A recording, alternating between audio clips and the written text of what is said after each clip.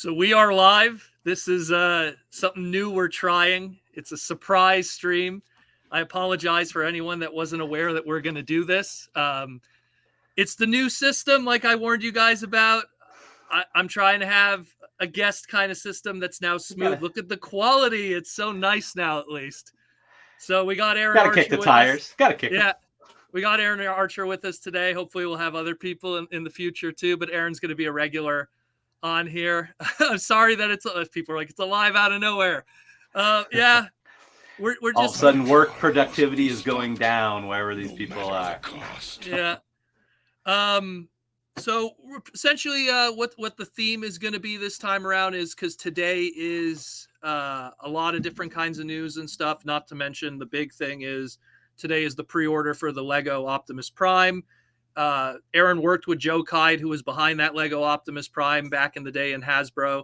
So we're just gonna go back and forth. So like, who cares what I have to say? Aaron, what do you think of that Lego Prime and Joe and everything like that? I'm gonna go all the way back to the beginning. Go ahead. Well, I mess with settings here. This is what probably most of us had hoped would happen way back in the day before Hasbro went on its brick journey. We had made some of these things. I remember Joe being a part of kind of figuring out some of the Hasbro brick just to stuff. jump in, was Joe like part of that early BTR and not BTR, but early Creo? Okay. Just wanted absolutely. to just know if that connection was there. Yeah. So, and this isn't a Creo discussion, but Joe did his best. He was loved Transformers. Obviously, he was a big part of Transformers as a fan and then as a full-time designer. But he had a love of brick also. So when he left Hasbro, he ended up at Lego, and that was a great place for him to land. And I think it's been his secret back pocket hope and effort to get a Lego made Optimus Prime, and here we are. So it's special to me because Hasbro had the run its course, I guess, with some of us, and Joe was one of those people, and completely floored a lot of us anyway. But he found his way back to Lego. So the fact that he was able to kind of be told, like, hey, maybe you don't get to work on Transformers anymore as a fan, and that had to have been somewhat difficult. I've talked to him about it. Here he is. They can't stop him. He's still working on Transformers, which is the best story ever for us old designer team members. Well, and especially it's like, you think like here's a guy that worked with the Transformer brand for years, and then he moves on to a completely different company, not just even internally within Hasbro, which usually happens. Someone gets moved to what was it? Bill got moved to like Play-Doh at one point, and designing is designing. It's not and so and he gets put into a completely different company where it's like, well, he ain't doing, especially with Lego, it's like he ain't doing Transformers anymore. And yet somehow it still finds its way back. He did. From what I read, he found a lot of success with Lego, the Minecraft stuff that he did and everything. So I guess he got some good pull over there, and he was able to go, hey. My favorite Joe Kide item is the Star Wars X-Wing. Really? Okay. Christmas themed. It was the one that, like, with the candy cane. Was that part of their? They do the advent calendars. Too, yeah, they do. Well, it was a bigger one for some speciality deal, but real fun. I find that funny because I'm a toy guy. I like the juxtaposition and stuff. So, but let's just talk about that Lego item.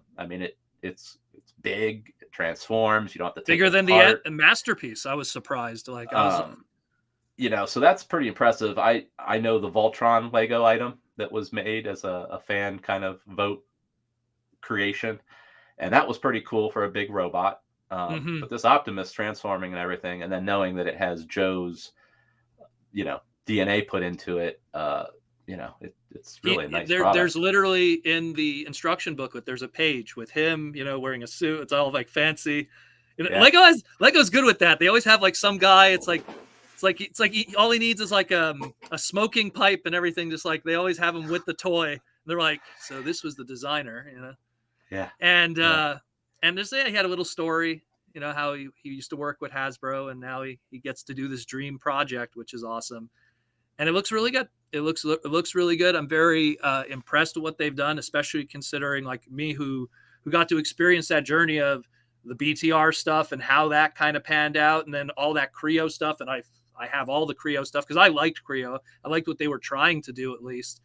And now we have this, and who knows how far that partnership's going Yeah. to go. I mean, for me, I mean, during my tenure there, you know, first of all, in the early part of my career, Lego didn't matter.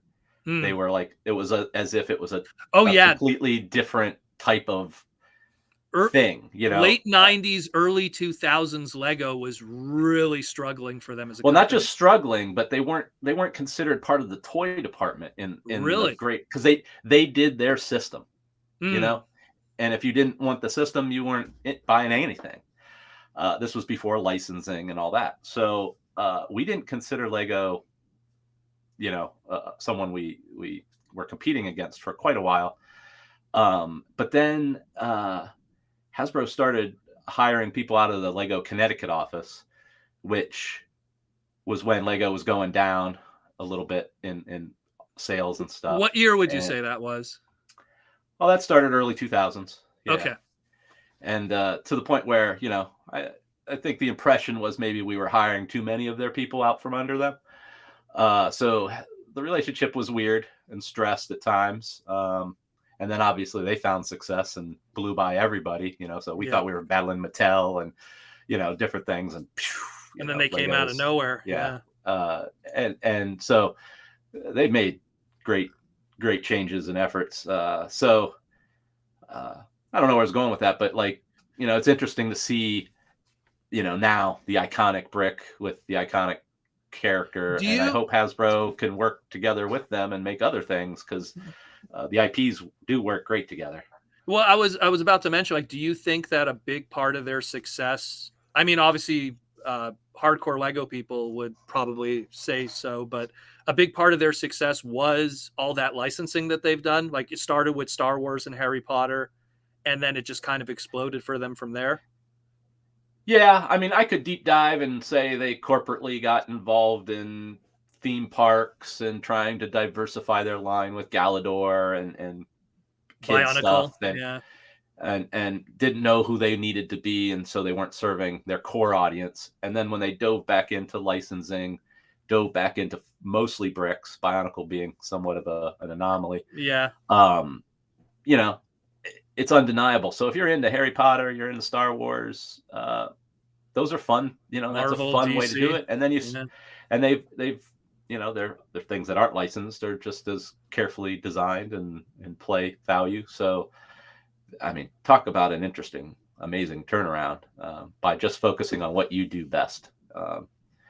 So yeah, licensing was a big part of it, because that introduces so many more people to your play pattern than if you're Lego. Whereas I might not be, you know, I might not just want to feel like building. So I'm never going to pick up that product. But if I'm a Harry Potter fan and I really like that Hogwarts, well, I'm going to buy this one, and then we'll see how it goes. And well, I like this experience, and now I want to buy 20 other sets. And it really worked other with figures, and you can't, you know, it's small dollhouse. I feel that also the minifig thing really is what kind of like that, because I feel that I know a lot of people that are big in the Lego, but when you really look at their fandom, it really is about the minifigs with them. Well, all these podcasts we've been doing, it's the through line of the story that enables kids to play. You don't have to follow the story from the movie or comic or show, but it gives you the rules of the road about what those characters represent and the types of things they do or don't do, or you hope that they do. So that you can just play, and then it's a great action figure play with the, you know, constant recombinability, you know. So the customization, you know. Yeah. So it's a wonderful system. I mean, no doubt. And I find a lot of Transformer fans, they have a lot of that crossover. There's a lot of creativity, because Transformer fans like to manipulate and play with stuff, and I find that Lego just has that same kind of creativity. a level even above that of Transformers, and there's a lot of crossover there. Me personally, never was a big Lego kid growing up. I don't know why, it just wasn't my thing. But I just found that when I see that there's a lot of people that, and I have someone at the door, but I'm gonna have to ignore it. This is just crazy. Another birthday gift, Daniel. Another birthday gift. I don't know. Someone actually, it's upstairs. Someone's trolling me. Someone sent me in the mail Funko Pops, and there is no address on it. I've asked 3 different people, either they're lying to me, or I don't know. Someone's sending Funkos, and it's I'm not going international shipping just for a gag. So no, that I should get the shipping label. The Funko is $9. The shipping was $26, and I'm going like, who's going this far for this joke? You know, I don't know. Anyways, I'll bring it up on Saturday because we'll have a good like 200 people that answered to that. But anyways, getting back to Lego, the point is that I just found that there's just a lot of crossover. Like there's 2 Lego conventions here in Montreal, and you really see how there's like different camps over there. There's the guys that do like and I apologize for not knowing the name of it, but it's like the more mechanical kind of stuff. It's not Technic, but there's something else. I think it's called Mindstorm, I think it is, or something. Oh yeah, yeah. With the robotic components. Yeah, and there's that sensors. Whole aspect of that, and there's those guys who do that. I think there was footage of it I posted years ago on my old channel. And then there's obviously the people that build just these giant city dioramas, you know, that are just crazy and everything. And then you have the literally just minifigs don't exist to them. It's just block guys where they'll just build a giant Hulk out of blocks, or they'll just whatever. Yeah. And those 3 camps, they all kind of exist in this one world. It's kind of like, I guess, like the G1 guys mixed with like the Unicron trilogy dudes. And then and somewhere in the back is Rescue Bots over there, you know, like, I don't know. It's weird. It's very weird. Where's Vangelis with the card game? Yes, seriously. A block over. It's in another hotel, you know, like in a panel room. 7 people are there. Sorry, Evangelist. playing the TCG still. I mean, I still play it too. Who am I kidding? I have my deck right here, so I can't lie. But anyways, just couldn't play. It's COVID. What do you want me to say? Anyways, but yeah, no, it's to me, like I'm surprised how when this Optimus was revealed, like it was trending on Twitter.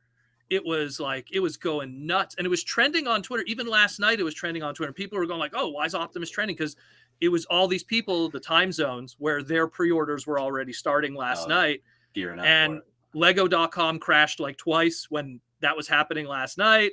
Lego.ca Canada, we were okay. I went to check. Everything's okay, at least to my knowledge. But it's just for me, it's the best. It's like the best character done one of the best ways you could do it in Lego's premiere packaging at a premiere scale. It's not, it doesn't look like a kid toy. It looks like the cool guy stuff. Well, that's how they market. So now. It's almost undeniable. I mean, you're going to get people from every side of that wanting that. And I feel too, they did, I want to say 4 or 5 years ago, they did a Voltron. And I feel that when they did that Voltron, that was them kind of putting their toe in water, going like, hey, if we do like these robotic 80s properties. Go ahead. Yeah, sorry. I don't know for sure, but I think that was one of the ones where like fans would make the item, and then if they got enough votes. Oh, that was a Lego Ideas thing? I didn't know that. I think it was. Whereas, that means that like Joe wouldn't have been as involved, if it was one of those. Like this was a homegrown Lego item, which is slightly different than the Voltron, is all I'm trying to articulate. Yeah. It wasn't an internal creation, you're trying to say, like the Optimus was. No, because that one too, like when I saw that one, at first I was like, oh, kind of weird. They didn't put minifigs with it. Voltron almost lends itself to having, little pilots and stuff. Looking back at the old, I think they were Matchbox was the company, or Panouche was the other one back in the day that did the Voltron toys. They had the same thing where you put the little pilots in. So I was like, wow, I'm I'm surprised that they didn't do that. But now looking at it and the grander scale things, I'm like, oh, maybe they were just trying to see, hey, if we do these big, like you call them trophy items, like these more like, and that's what this Optimus really is, because you see that with Lego when it comes to those kind of items. It's here's this guy's living room. He got his fern, he's got his fancy IKEA table, and there's Optimus just happens to be on that table. That's going to be there. Yeah, we at Hasbro, when we would have really cool models made that maybe wouldn't go anywhere, or we would get maquettes from like Jurassic Park. You get a big T-Rex maquette, pretty cool. We called those desk trophies, because they were like kind of badges of things you worked on or connections you had to stuff. But then the other use of that term internally was just that, like an item that we were trying to sell to a person that maybe didn't buy the kid line featured type product. Someone who like doesn't play with it, but so much like it's there. And it's like, I engage with this brand, but not in the way that you think. Yeah, and alternators falls under that, where if you just set it on the shelf, that's a very realistic, nice looking car. Or if you transform it into the robot, it can just sit there and just look cool, and no one's going to judge you for having a toy on your desk. It almost falls into like people who are statue collectors, like the Boeing, Marvel, and DC statues. I know a few guys that's all they collect. Like that's literally all they collect, and they're just obsessed with that.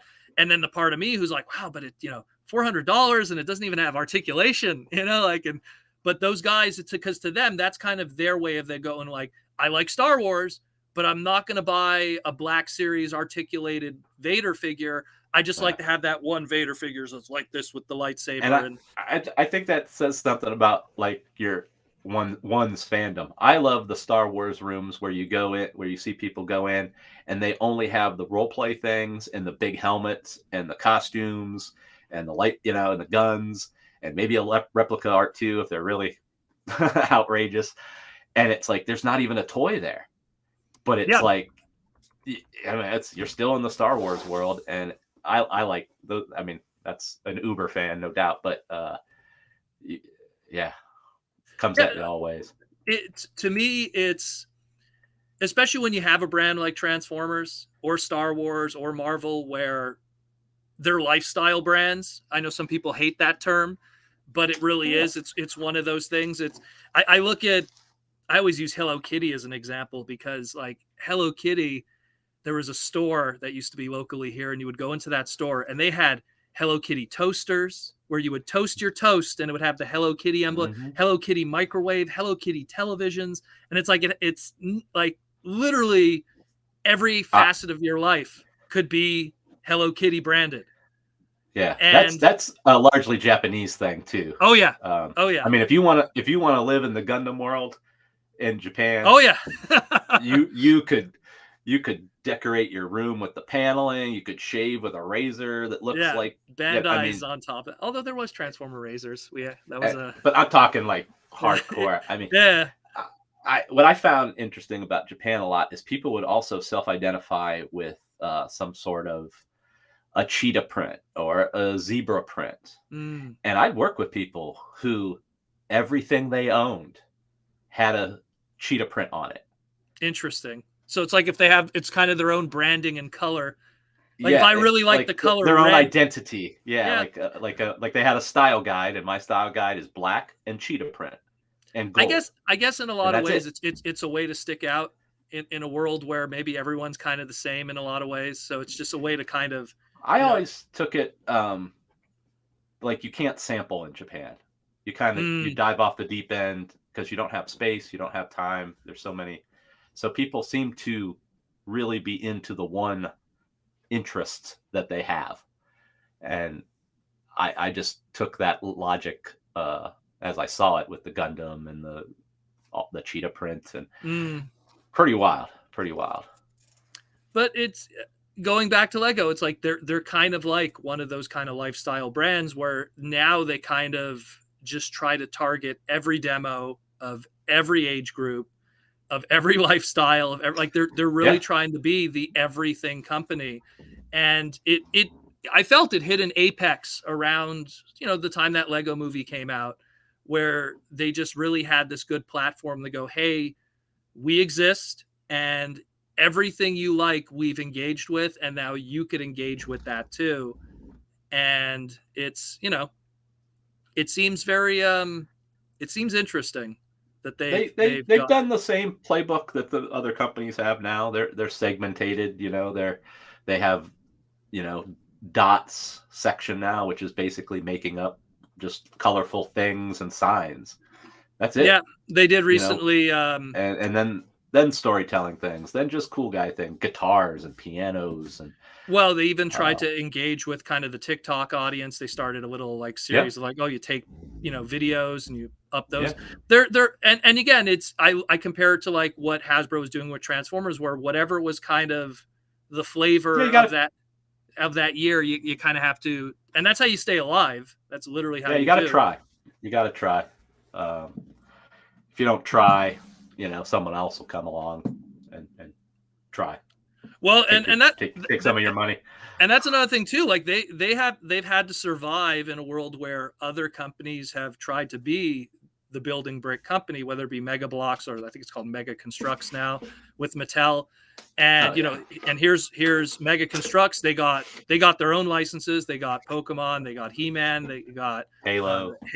Yeah. So and probably other more Call Western of Duty. I think they do. Call of Duty, Assassin's Creed. A few Western video game brands too.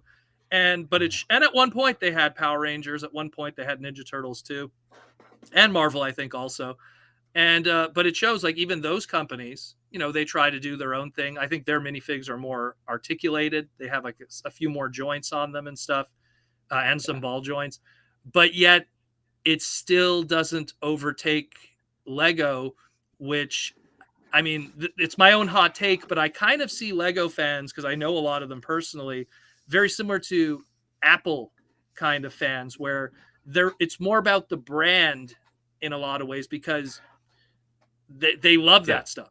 There's a hardcore separation policy. They don't want anything non-Lego with their Lego, so it is similar. Because like if you ask me like which minifig is cooler, I kind of like those Mega Blocks ones that have like the ball joints and everything. It's the same size. There's these little figures, but this one has an elbow joint, a ball joint shoulder and stuff, and nice sculpted face. Where Lego, there's this minimalist kind of idea to it, and trying to paint the picture of a character using that minimalist kind of idea. Like how could we make a Darth Vader or a Luke Skywalker, but within the limitations of a minifig? And I guess people kind of like that artistic representation. And I'm pretty sure people are going to want to see, even though we kind of got it with Creo, but I'm pretty sure people are going to want to see if they ever do Transformer minifigs or something. Me personally, I think that this thing with Joe might be a one-off for now. Maybe they might do a Bumblebee if they work something out. I mean, it's a European company. Maybe Volkswagen will play ball. But they're not. I mean, they're not going to change their core ethos and all of a sudden do a tank Megatron. Or a gun. Like forget that. Or even a F whatever Starscream.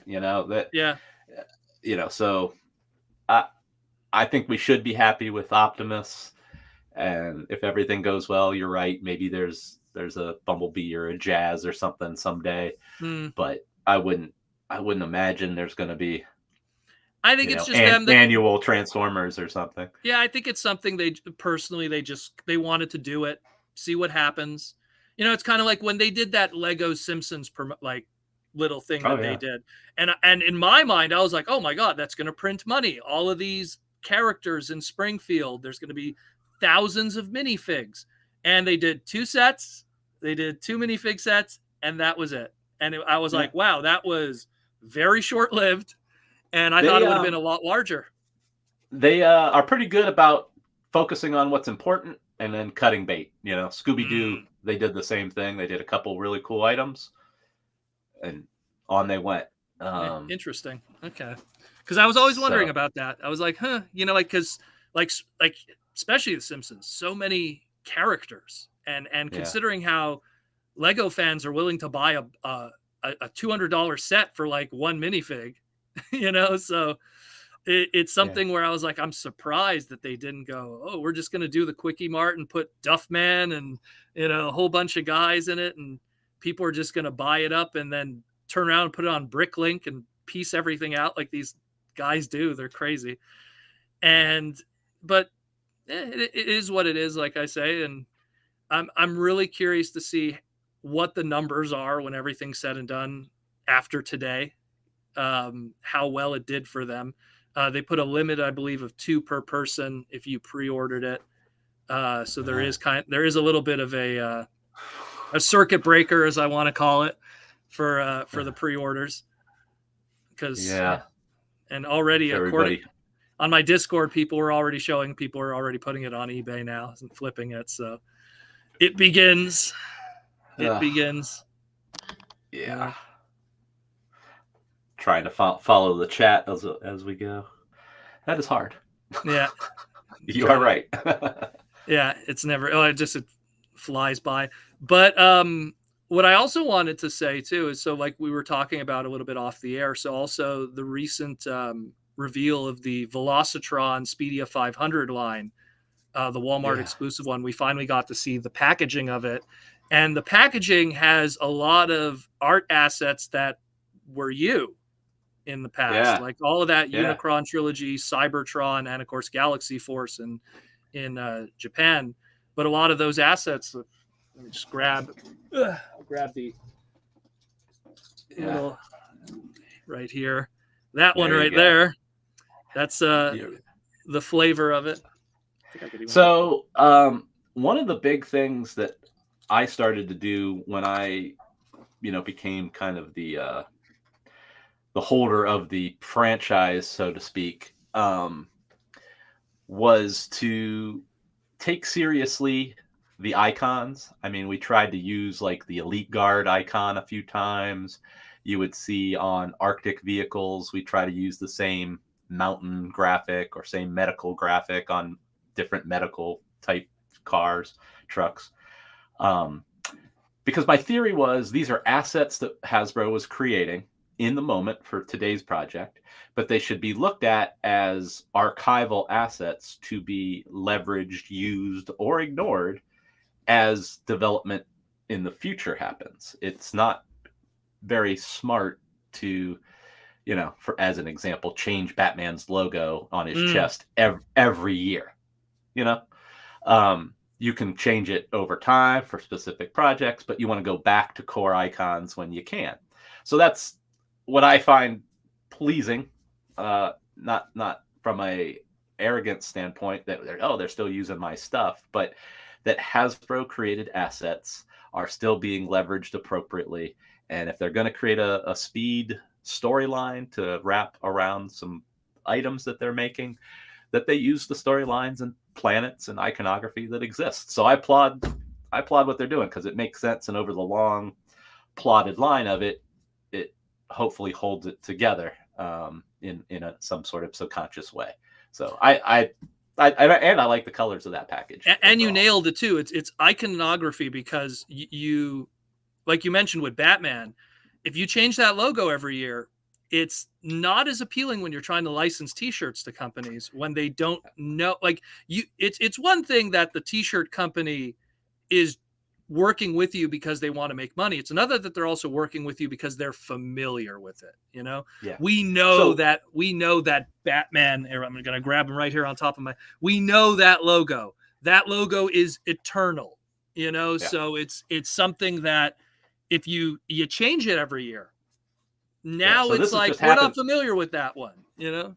I just happened to be wearing an animated shirt today, and one of the big early kind of issues was that Derek designed his own Autobot and Decepticon logos, and they really, they're even on some of the designs on the animation. They're kind of they were kind of hand drawn. They were hand drawn. Okay. Yeah, they're in animation. Yeah, they were more hand drawn versions of these. Okay. And that became an issue. It was like, well, when you register a trademark, it's within defined parameters. And if you start pushing and pulling and making the point of the Decepticon a little lower on the chin and this and that, it violates your own trademark. So that's another reason you don't want to willy-nilly change things, so that you stand to own what you've created over the long haul. Well, and when you have something like, okay, here's Speed Planet, Speedia in Japan, we're going to have, again, that logo that's going to be on every Cyber Planet key. It's going to possibly be a tampo on some of the figures. But that's 2005, 2006. And when that's over, that's over. And then we're moving on to the next thing. Before you know, it's Michael Bay movies, Transformers animated. And to have something like that, come up, geez, what is it? Time flies. Yeah. 14, 16 years. I always say 14 because 2 years of the big V makes me forget that we even existed. 16 years later, and it's like, wow, that's pretty crazy when you think about it. But that's, it's a credit to whoever's, planning the packaging and stuff like that. I'm surprised in some ways the files are available. Maybe they recreated them. I don't know. Maybe Takara had them. To be honest, I was about to say, I think Takara has Cybertron them. Development. Yeah, I think those guys don't throw anything out over there. So I imagine if anyone probably still had them, it was probably Takara. They probably had like a folder somewhere. But so when we created them, they were totally intended to be for those planets as needed in the animation. But then when we did the quote unquote Bible of Revelation that no one's really seen for the aligned continuity, those icons were also in there because we felt like we were creating continuity. So they're still, so I just find it good brand management that they're still being used. And I think we're going to see more of that in the future, because we're already seeing with this Transformers Legacy line how Unicron Trilogy is slowly starting to seep its way in there, because that age demo is now 20, 25, dare I say, even some of them in their late 20s going into their 30s.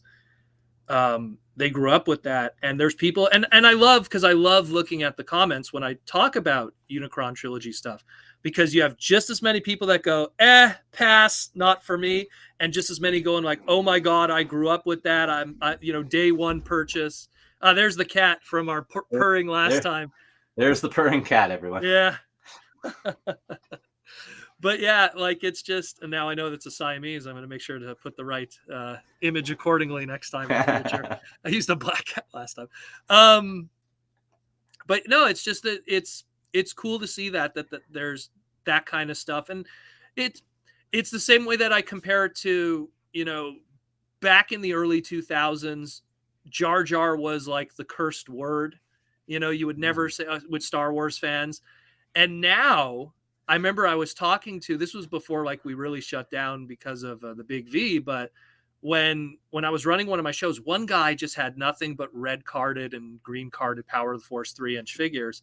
And I asked him, I'm like, are you having problems selling those? Like, how well do you do with those? He's like, bro, you have no idea. Now there's kids that grew up with Episode 1, and Jar Jar is the shit for them. Like it's and it's like, and I was surprised, because back then you couldn't, it was a 3 for $1, like you couldn't get rid of it. Over time, a lot of that stuff does get, the edges get knocked off. They added enough continuity on the back end that you don't have to worry about his origin as much. And I feel personally, no matter how bad anything is, time all of a sudden romanticizes it. Take, what's it called there? Plan 9, the movie there, goes from being worst movie of all time to all of a sudden, people want to see it ironically. People want to there's theater playings of it in New York. And it's the same thing where as time progresses, people look back, and next thing you know, it's not the worst thing ever. It's, what? I kind of like it. It has a charm, maybe not everyone's going to love a Halle Berry Catwoman movie, but there's probably some people that'll go back and go, you know what? It wasn't as bad as people say it is. Maybe it could have been X, Y, Z. And I think that that's something that probably is going to happen a lot more in the future, where stuff that people, this is the worst. Oh, it's terrible. And then tack 10 years on it, and all of a sudden, people are nostalgic for something that was hated back then. Somebody had a question here about the G2 logos, since I mentioned how the Autobot and Decepticon logos are registered very tightly. Those were also registered under their own trademark, so they are technically separate. We use them as both Decepticons or Autobots or whatever, and they still pop up. Technically, they to the U.S. government, they're two different, icons Hasbro owns. They recently popped up on some recent products, so they're still using it too on some of their the recent Scourge figure. Black Convoy had it. I don't think I used any of the G2 stuff. I was pretty. We did a couple color homages. Here and that's there. Why I'm just trying to see if anything. And that was out of respect to a guy named Martin, who I worked with over there during some Action Man time I did. He was the guy in England that took care of those G2 items there for a year when Hasbro wasn't doing them, and they were working with Takara to maintain the yearly output of product to keep the deal going. So that was interesting working with him. A whole nother guide to the Transformers story. He too, unfortunately, has passed before his time. But G2 was not. Machine Wars and G2 still felt like nuclear radiated areas. Like you don't want to go over there. It's still hot. That was kind of the vibe. That's when the line was going down corporately. That's when the line was, they had been making 300 whatever million a year, and then all of a sudden it was 70. So some of those things people kind of locked in. Oh, those weird new icons must have been the reason, or so you purposely stay away from things. Like I stayed away from Beast Machines and Beast Wars a little bit for a while. Well, but you mentioned in the early Armada, because it was like you mentioned no one wants to talk about that stuff. You mentioned Beast Machines because Beast Machines and G2, the one thing that they both have in common is, and I mean, I don't want to make excuses for those brands. They had a lot of other issues too, but they also both existed in very crowded years for the toy aisle. 93 was the debut of Power Rangers, and that was the debut of G2. 99, specifically late 98, was the debut of Pokemon. So if you're going up against two cultural icons during their infancy, when they really became pop culture, whatever you're doing at the time is going to get a little snake bit. We got a super chat from Princeton Phalanx 59. Hello, this stream is a pleasant surprise. Thank you. we just decided to do something just, for the Lego pre-order launch, and we figured we'd talk about Transformers too today. Just a little bit. Make sure our setups look good. Make sure my areas do everything nice here. In focus, I guess. Yeah. But yeah, it's something where, especially G2, I feel it was just Hasbro just going like, we're just going to hold on to this IP, these trademarks, and it just didn't work out over that 3-year span. And like you said, by the tail end of it, Takara was the ones that were kind of going like, we're going to put out these cyber jets, we're going to put out these laser rods, I could off the top of my head riff for about an hour about all the problems that were caused just the way they did things back then, just from how the toy industry worked, how the licensing industry worked, how mentality of toy companies operated, period. I think it was a gold rush. I think because it was a gold rush. The 90s was fast enough. The 90s was just this time where they were just like, oh my God, people are buying toys hands over fist. All these different companies were popping up out of who's Resurus, who's, and then here's Todd Toys. Oh, that guy's not going to do well at all. Like who's Todd's Toys? No. Okay, this guy was a comic book creator. What the hell's a Spawn? Like all these guys were coming out of nowhere. So because there was this gold rush, there was the speculator boom from the comic book industry, and all of a sudden, 89 Batman movie, 90s Batman, so now comic book movies, and everyone was just going like, what's going to be, what's happening? And it just ended up becoming this thing where I'm pretty sure here's Transformers. Ooh, they're coming off of Action Masters. Didn't do too well with that. They took a year off in '92. There was some product in the UK, but in general, there just wasn't anything going on.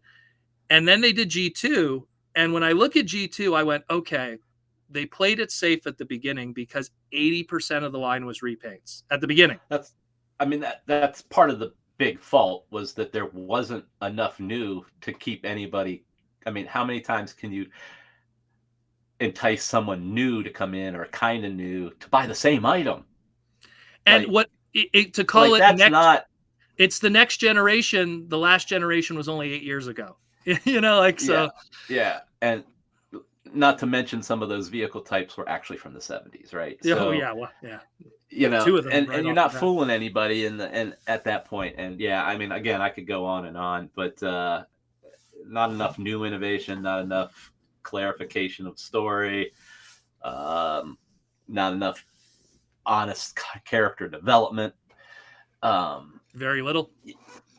So it just ran its course, and sexier, funner, hipper things, Turtles and Power Rangers and stuff came in. Power Rangers came in, kid relatable, action oriented, different, but same. Think what Bandai of America was in 92, 91, as opposed to Bandai of America in 93 when they had Power Rangers. What was Bandai of America's toy, I guess we could call it footprint back in 92? Nothing. There was nothing. Yeah, they were importing stuff here and there. I don't know. But it was Power Rangers really was like, hey guys, here we are. I remember it just being Bandai, kind of like a Japanese import mark. Like, that came from Japan. Like, I didn't know the company. I just, that company brings stuff over from Japan. We got a gold super chat from Mikey, and she just says, "Nice to see you too this morning." Nice to see you too, Mikey. But yeah, it was, again, G2 and G2 didn't have its original content either. Yeah, it was, right? again. The toys were the toys were repaints. The show was a repackage. It's like, hey, let's take. By the way, let's take animation footage from almost 10 years ago, from early Marvel Sunbow, and we're going to repackage that with some CG. So you're putting lipstick on a gorilla. And going like, hey, look at this beautiful lady here. It has the old animation mistakes, the old errors, and going like, hey, this is generation 2. And it was a weird way that they went about it, considering, again, what they were up against at the time. The X-Men cartoon was firing on all cylinders with Fox, and Batman the Animated Series was firing on all cylinders with Fox. And then here comes Power Rangers, that's going to do this whole live action thing. And then Hasbro's going to go, hey, here's this cartoon from 9 years ago, and we're just going to put this CG cube over it, and it's not going to make a difference. Then, which is exactly the right response when they made Beast Wars.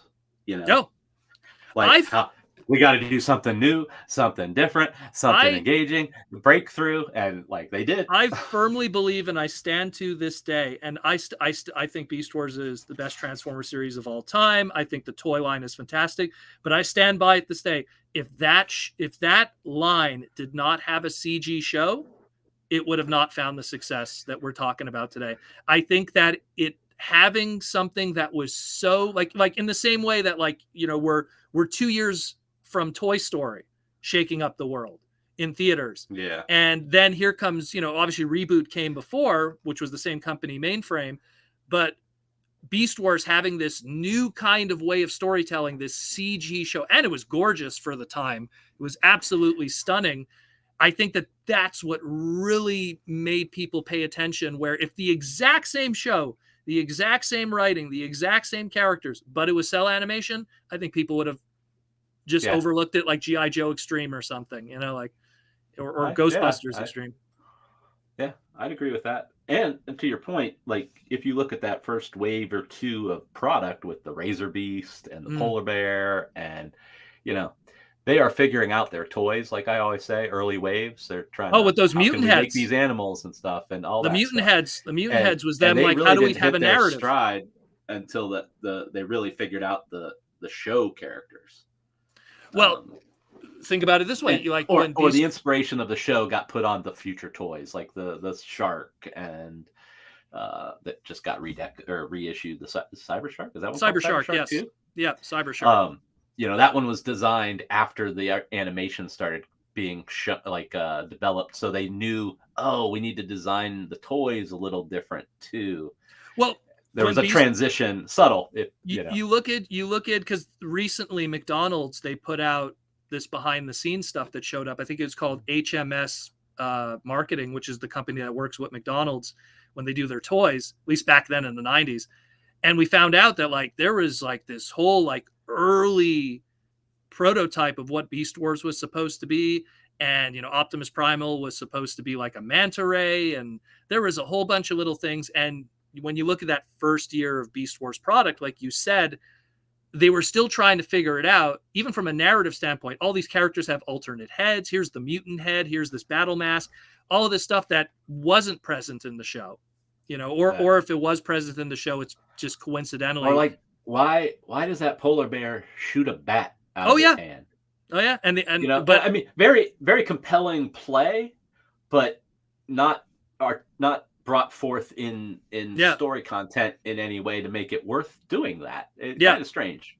And they did that kind of stuff, and then when the show came out, right away it's like, okay, Primal's not going to be a bat, Megatron's not going to be a a crocodile. We're going to have a T-Rex, we're going to have a gorilla, we're going to have that dynamic instead. And then obviously Hasbro, then looking at what Mainframe was doing, went, okay, 96 product line, we're doing this instead. We're getting rid of the mutant heads. We're going to focus on other stuff.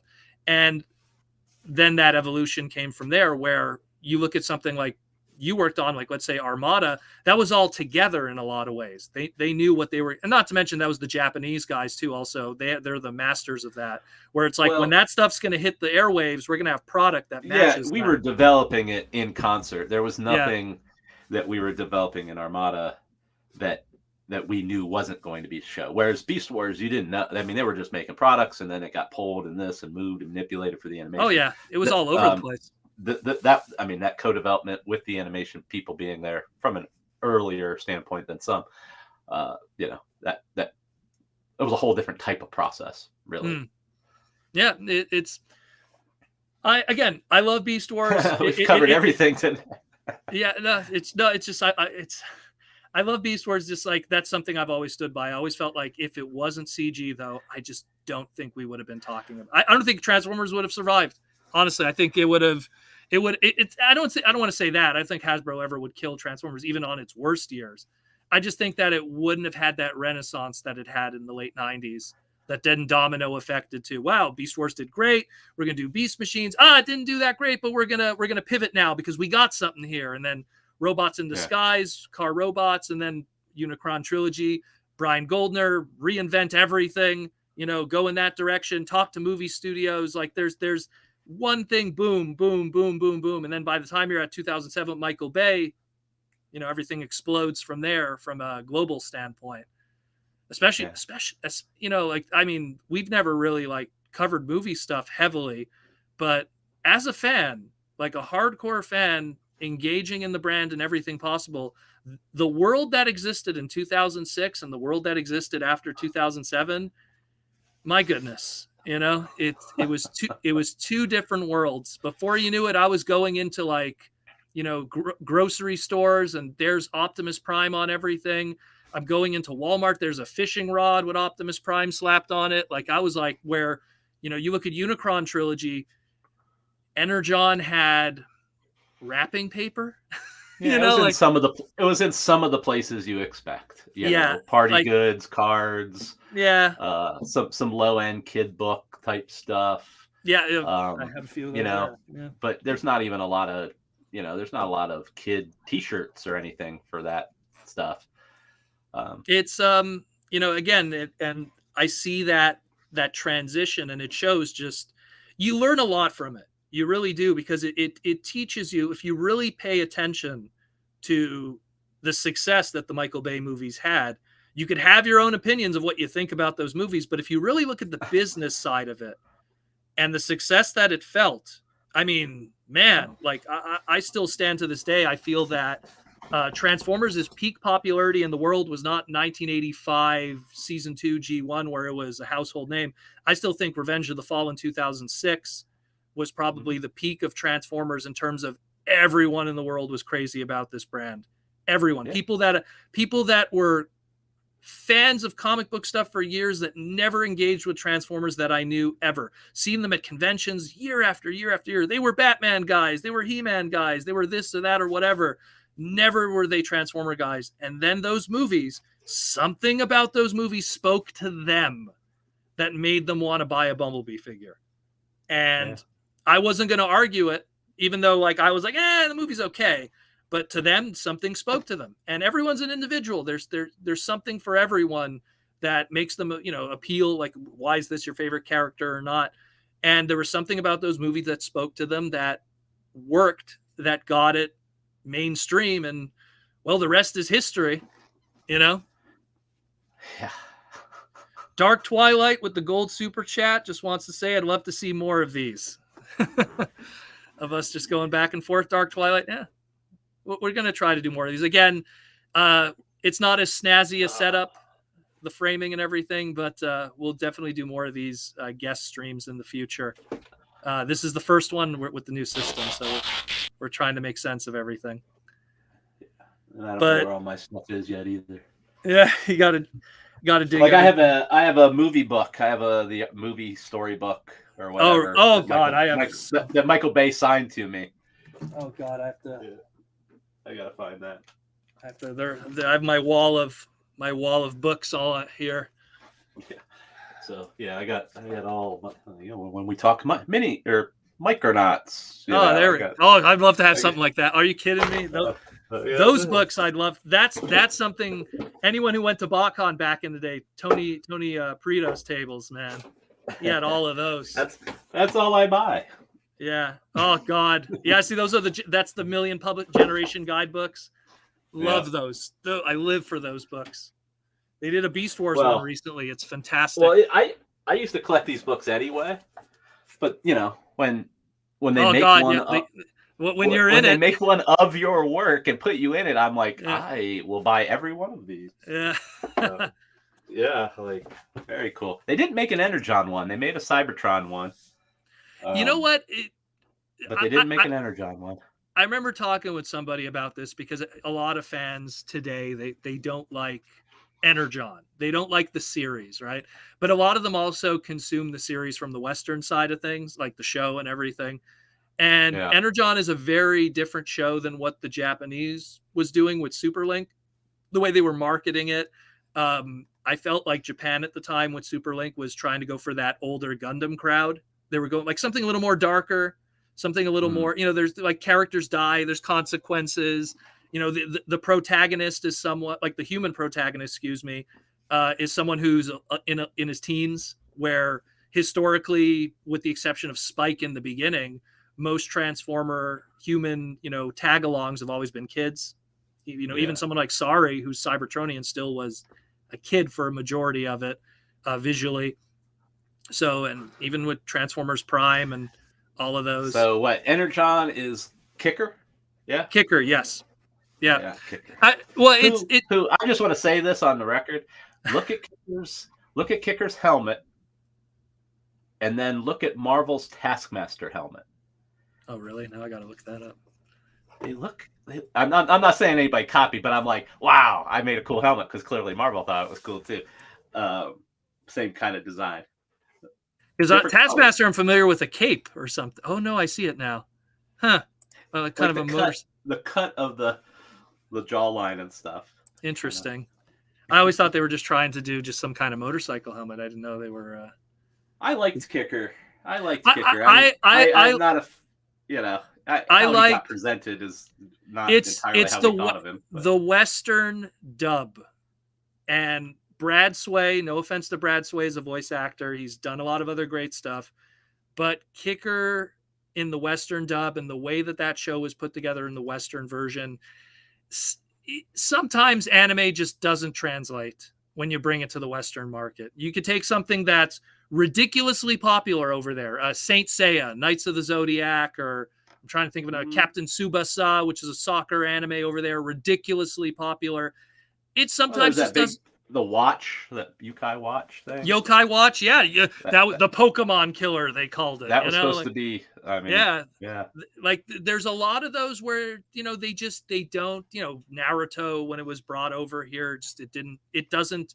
When it gets imported, when it gets localized, stuff gets lost, and the core audience that it's expected for just doesn't engage with it. And you would think, oh, it's the same age demo as it is in Japan, right? Why wouldn't it work out? There's a lot more, that's at play there. And I think that was kind of what Energon suffered through, is that the Western version, toys were exactly the same. Obviously there was deco differences, but they were more or less the same toys in both regions. I think the only one was Kicker was the only one that wasn't, they had two different Kickers for Western version and because that was a Microman mold. They did Microman. We did kind of a GI, like a GI Joe sculpt, GI-ish. Which, by the way, fun fact for people: if the O-ring breaks on your Kicker, you're screwed. There's no way to fix it. You can't access the screw in the back. So don't mess with your Kicker figure. just let that O-ring rot away. I designed Kicker in like a day. Oh, really? Yeah, like it's and I was in Japan and I was being inundated with all the costumed Kamen Riders, tokusatsu stuff. Yeah, okay, yeah. All that stuff that was Sentai, always in the mix over there. People don't realize they come out with new versions of that stuff almost every other year. Every year. Every year. I went to a big one where they debuted the new Ultraman, and a guy came out in a costume, and you would have thought Elvis showed up. Every year, new Ultraman. Every year, new Power Rangers. Every year, new Kamen Rider. Every year. And so I was into that. Okay, so when I was there, I was looking at those kind of costumed heroes because I just find that cool, as you could tell from my vinyl collection somewhere over here. So I was influenced by that stuff, but it happened to go pretty fast, and I don't know if it's the best design. Well, I got to design an action figure for the first time in a while. For a human protagonist, considering what other human protagonists were at the time, it's not terrible. You know what I mean? It's not terrible. We got a gold super chat from Dark Twilight 20. I remember getting Energon Optimus, the leader, from KB Toys. Mom got it for me, tried to hide it from when I was looking for something else in the closet, and I found it in the closet. Do you like that? So let me ask you this. What did you think then of that Energon Optimus? Because a lot of people are polarizing about that one too. People like the Armada design. People love that Cybertron design. People still one of the best Optimus is still to this day, that Cybertron one. But the Energon one, some people are very critical of that design. Well, how did that come to be? We'll talk about this also again, but we'll definitely do a segment. Yeah. The term is anniversarying. How do we anniversary the Armada Optimus that had this cool feature that was advertisable and did this whole big thing? And how can we recreate magic in a bottle? Basically, that's the mentality. So sometimes you design from a position of inspiration and opportunity. And then there's other times, like Energon Optimus, you're designing from a position of, I got to match what came before and still excite people. It's kind of trickier. The original concept for that one was that it had a much more mechanical trailer. So like it would be driving around and you would hit a button on the top and it would have turned into like a big cross. Yeah, BotCon 2007, when we did the Hasbro tour, they had some kind of resin on display there. Obviously, they didn't show how it worked. It was just it looked much more beefy, I guess was the best way to put it. So cost-wise, all that mechanical deployment of the mini arms and legs kind of got boiled down to a box that they got put in. Very simple. Yeah, it's very simple. Yeah, and thus, when you're trying to recreate something like an Armada Optimus and you fall short, you haven't given anyone anything really new. And so it just looks like, there's another Optimus versus what came with Cybertron, where we wanted him to fly and wanted him to be a completely different type of truck. Didn't have to have the, classic cab front. It could be a fire truck kind of thing mixed with a space shuttle. That's what, opened up that one to be much cooler. I was kind of stuck in a weird spot, and then cost really went up at the beginning of Energon. Well, especially there was an oil embargo or something at that time. Oh, was there? Changed the price dynamic of our products, and that definitely affected that Optimus. Well, what really led to the decision to do the different swapping arms and legs, that more Voltron-esque kind of design? Again, anniversarying. So if Armada Optimus got big through the mechanical, and then you put the thing on to make it a big Optimus, well, we'll have the Optimus, and you put the 4 parts on to get the big Optimus. Okay. That's the theory. It can still be a good product and not live up to the expectation, which I think in this case it is. When you put it together, it's a fine assembled figure. It's a basic truck that hauls its parts. There's nothing special about that. I am the first one. If you go back in 2005, TFW 2005 boards, I am the first one to call him Fadimus Prime. Oh, you coined it? There you go. I coined that phrase. Under Orson? Probably under Orson. Okay. Because he definitely had that round. He had a body very weird, very weird silhouette. Yeah. He looks proportionate when he has the limbs on, but not as proportionate without the limbs. And I remember us struggling with kind of how to easily do those limbs and things. So speed was an issue on that one. Cost was an issue on that one. And unfortunately, it was the main character.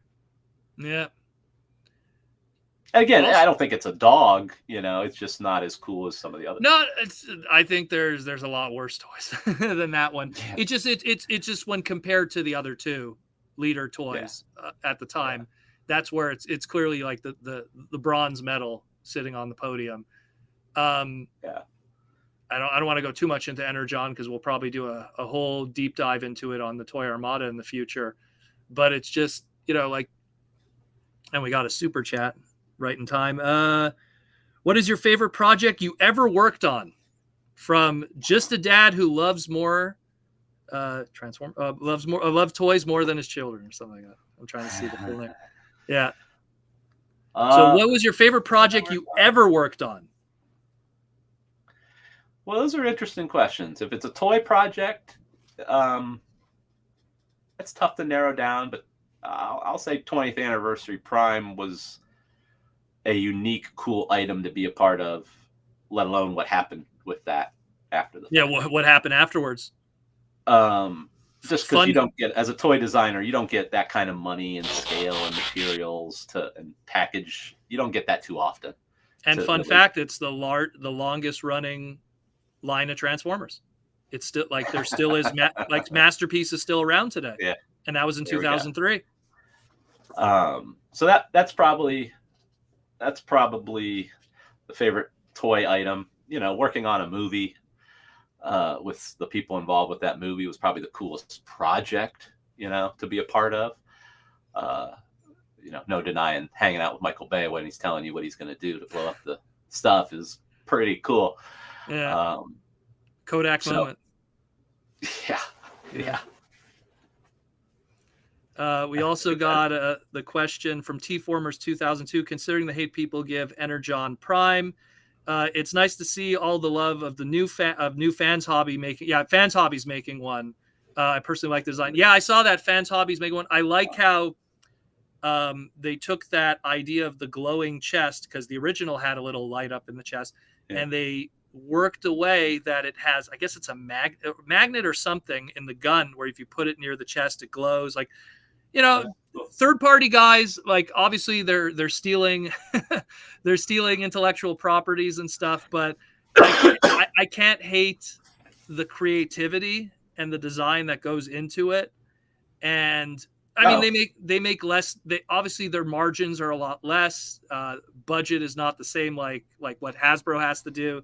So that's why sometimes their products from an outsider looking in, the perspective is like, wow, why can't Hasbro do this? It's like, well, if Hasbro wanted to make a $200 Energon Optimus Prime that they were only going to make 5,000 units, Yeah. it's a different it's economy of scale, no doubt. It's a very different animal. I try to explain that to people because they're like, because I remember someone was saying to me like, oh, the only reason why Hasbro is doing core class, which is what Legends is pretty much, is because they're seeing what New Age and all these other guys are doing with small Transformers. I'm like, Hasbro's been doing small Transformers like based on core characters since 2006 with Cybertron. You first started really doing that. Where you had like, oh, now you can get an Optimus that's this small. It's been around forever. It's just that ask New Age how many wind blades they made as opposed to how many. I'm gonna pick a weird one. How many? Let me pick a really weird one. That was the core. Was the Legend scale? How many Vector Primes? Legend scales. Let's see. Let's have fun right now. 4,000 Walmarts just in the United States. A case would have 3 per case. They're, assuming they only got 1 case, just crunch those numbers. And let's not talk about Target, Toys R Us at the time, KB Toys, Canada, UK. You can't even compare those numbers. So it's, and again, that wind blade. I hate to be dismissive, but like the scale that the big companies run, there is probably more overflow product that gets damaged and thrown away just in then is sold. Just in the ramp up, just to the ramp up to production, to get it right, to tune it in. Then in some of these cases, some of these items are being produced. Absolutely. To quote Ric Flair, I always go back to wrestling. I've wasted more money on spilled liquor than you have made, So it's like, and it's the same thing. They've wasted more money on broken product than you have sold as product. Yeah. And because as someone who's worked with third party in the past and knowing what their numbers are, and it's like, bro, that's like one Walmart in one state, for that one product, like to realize, just to understand just how many, just to give something that's current for people to understand how many Wave 1 deluxes of Legacy are out there.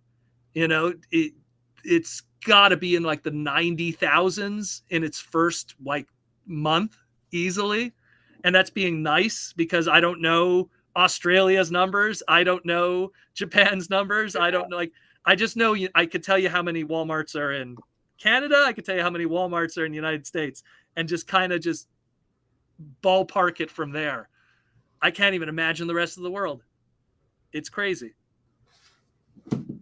But yeah. I'm even after all these years, I'm not going to talk numbers because that is probably the most proprietary thing a company can have. But you're in the zone. Just to start out, and if you're talking like a Bumblebee or an Optimus that might be more in a case or maybe more solid. And what I do to simplify it, I go, imagine they just got one case, which they never do, but imagine they just got one, even then, even if that's the base, it's still, you're talking 90,000 units in that first month, let alone millions, which I've talked about. I mean, I don't want to go on and on, but the third party stuff that because it's small batch and all that, it's not tuned in the same way and is a little scarier from a production standpoint. We were making so many items that we had to have everything tight, so we spent a lot of time on that engineering to get it. It's a whole different animal. Like, look, as someone who developed stuff with them in the past, it's literally, hey, we got an idea. They put it together. Whatever it's going to cost is going to cost. There's no budget limits. There's no it's going to cost, X amount. Call the art guy. He does the box art. It's all thrown together. It's done in China. Boom, done. And that's the difference. I mean, that's the core difference right there. I didn't start any project without knowing you have to hit $5. Yeah. It's gotta shoot something or glow or, whatever the goal was. and then you kind of backtracked and made the best item you could make from there. Anybody with some skill could make the best product they could make every time when there's no if limitations. money wasn't, if there were no limitations. But that is not the job of industrial design. That's the job of an artist, to just do whatever you want, how you want it. That's artist. Industrial design, production, manufacturing, you have to define what you want to accomplish, and that's to make money or to supply stores with a certain volume, and that's what you work to achieve, not the prettiest version or something of a character. That's just one aspect of it. I also wanted to ask, because recently he started posting a whole bunch of photos of it. Don Figueroa started showing a lot of design stuff from the Titanium days. How much do you know about that, from Titaniums and everything? Like, because I know that I put Don in contact with the Titanium team. I read how they didn't you have liked a his designer. stuff. Yeah, they didn't have a core designer that had time to do the level that you kind of need to do on Transformers.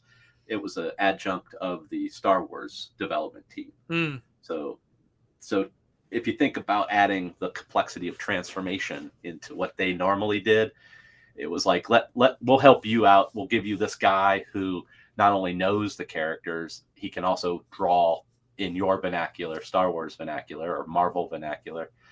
But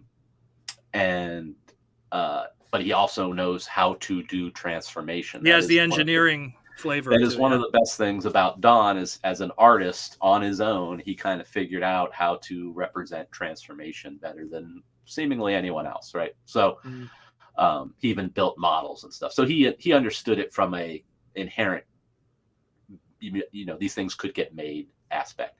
Not every great Transformer artist can make physical Transformers. Yeah, I will give Don credit all day, every day about that. And why we like to use him when we were using him. I put him in contact with the Titanium team, and he did some of the. He did a majority of the 6-inch stuff. Yeah, I think he did mostly the Transformer 6-inch stuff. Yeah, Marcelo the 3-inch was something else. Yeah. Yeah, Marcelo helped them with the Marvel and Star Wars, but Don did the Transformer characters. I'm talking about two different things. Don did the Titanium's Transformer characters. Marcelo did the Star Wars and Marvel crossover type play items. All these guys here. Yeah. Yeah. So, but it's just those were things we were doing on our side to leverage the talent that we had cultivated to then give to the Star Wars team or the Marvel team to go, hey, these guys, they can do what you're trying to do, and they're the best people for you. So yeah. And so Don, you said, so Don's been showing stuff and kind of reclaiming some of his space as far as the things he did when he was doing them.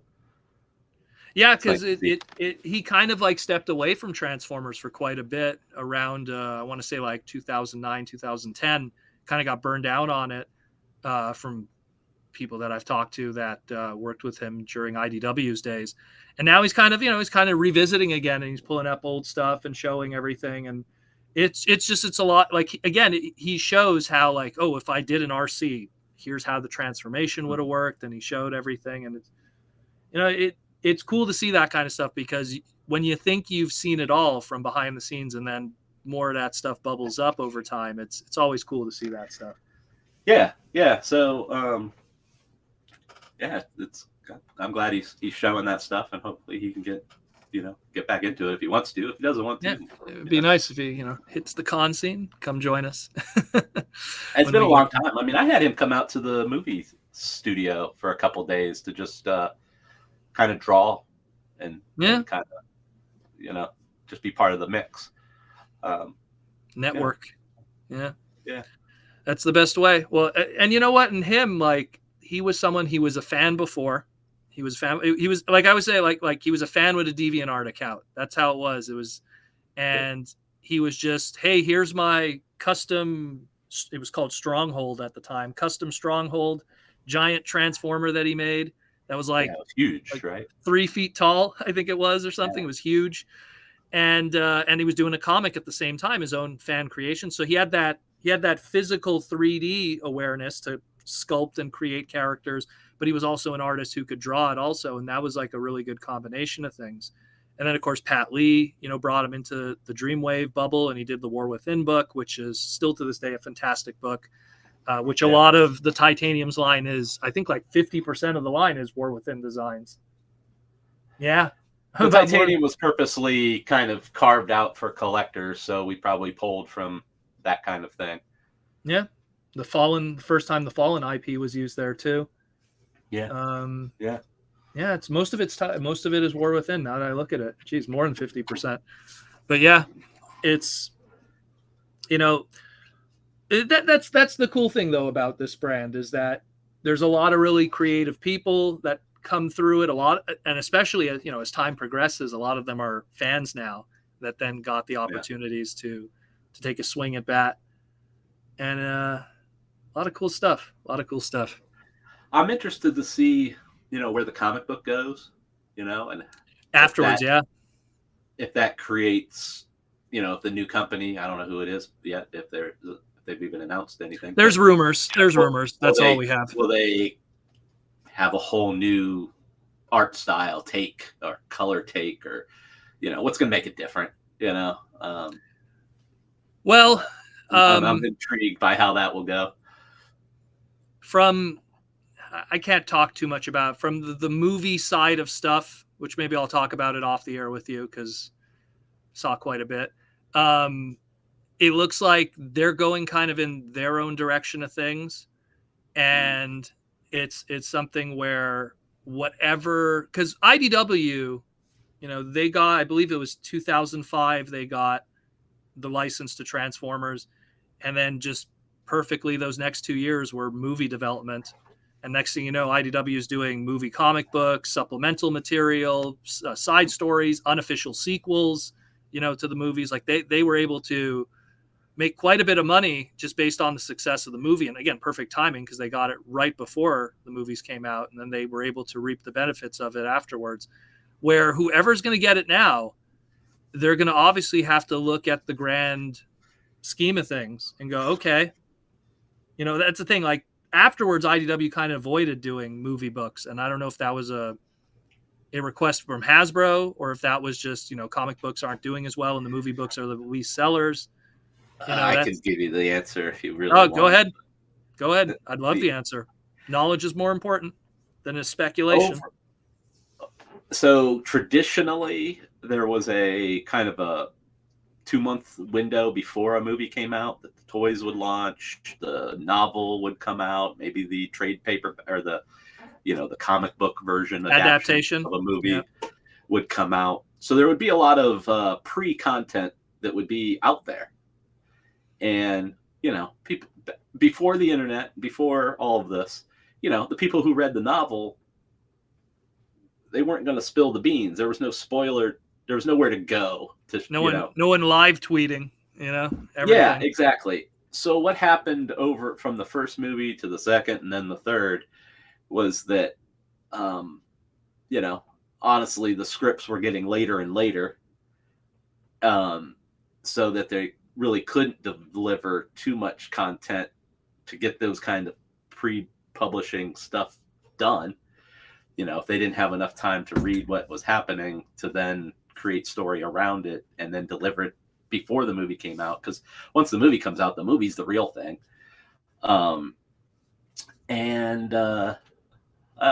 Michael just was more and more sensitive to leaks and more and more sensitive to stuff being revealed prior to the film, in almost any way. So the novels disappeared, the prequel stuff disappeared. We couldn't guarantee that we could leave that runway open so that it wouldn't get trumped in a 5th movie or something. Yeah. So it became, you didn't want to create purposeful confusion either, So it was just easier to not poke the bear with Michael. IDW conceded, and Harper's Collins and all kinds of other people. All the other book companies conceded those other kind of formats as a result of not having a script to read, or really any secrets of the script being released by the film company in a way. Because you know, Yeah, the 'cause that's what secrecy of movies became a much bigger thing. Think of J.J. Abrams and all this stuff. So around that same time is when, like, I don't even want to show the costume until the movie comes out, and all this kind of stuff was really, you know, so it's kind of a change in the overall Hollywood delivery of information that well, then also because made that seem like old media, you know. now it's like, there's the big anticipation for a sequel or spin-off or whatever, where we got that 2007 movie, and then right out of the gate IDW is putting out, like, here's the sequel in a comic book, but it's not Revenge of the Fallen, it's Reign of Starscream. Where did Starscream go when he went back into space? And here's that whole story, and but yet none of that plays out in the actual movies. You can't. Michael Bay has nothing to do with it. So there was a lot of that initially, and that's 2007, 2008, 2009. But again, after Revenge of the Fallen, I think like you said, the light switch went on when they're like, maybe we need to control this a little more, and and be able to control, or they just didn't want to worry about it. Yeah, they didn't want to have to rush the script to help a comic book company. And the writer's strike happened around that time. In the scheme of Hollywood, like that, they were like, you can go. Like, that's not our priority. No, which is unfortunate, and yeah. Just trying to think of what else we could say, because we've already been going for an hour and a half. Geez, just flies. Before we go, I guess we'll just ask this one question. It'll be a loaded one. If you could have done one more Transformer design, like any random character, who would it have been? And don't say Optimus or Megatron. Let's go. Under what condition? I guess. I guess that's true too. Because if you're doing like a collector thing, you're right. That's a little. Do I get to redo it in the continuity that it originally came in, or do I get to recreate it by today's standards? Because I'm going to say Vector Prime, if that's the case. Vector Prime? Yeah, okay. So we'll go with Vector Prime. Yeah, that's true. I probably should have guessed that answer. That's one of your favorites. But... I think, and you know what? He's someone I think he's going to get. He's one of those two probably on a short list that's going to get a new figure in the future.